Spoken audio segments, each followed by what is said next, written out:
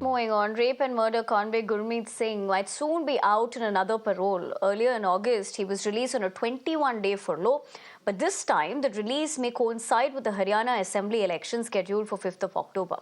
Now, the Dera chief has enjoyed significant support in Haryana and neighboring states, and his repeated release, especially during election times, has been a talk of the years.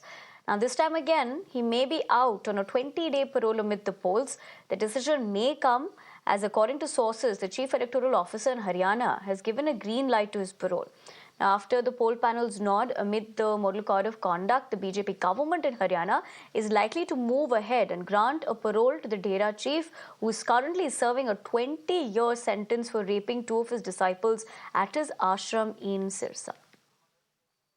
Manoj, my colleague, joins me with more details. Manoj, जहां तक ये बात है, ये पहली बार नहीं है, लेकिन क्या कुछ जानते हैं हम इस वक्त?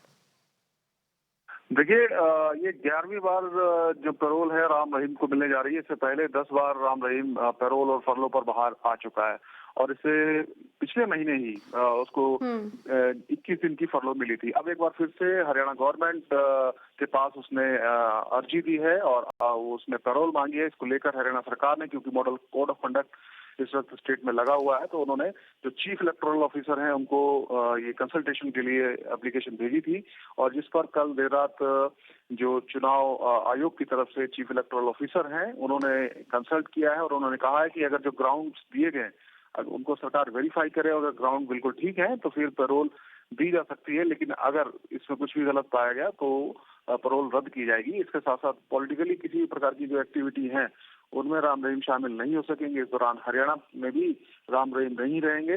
इस तरह की कुछ शर्तें भी लगाई गई हैं। तो कंसल्टेशन के बाद अब कभी भी जो राम रहीम है वो जेल से बाहर आ सकता है। जो सूत्र हैं वो बता रहे हैं कि जो औपचारिकताएं हैं पैरोल दिए जाने की वो पूरी कर ली गई हैं। जी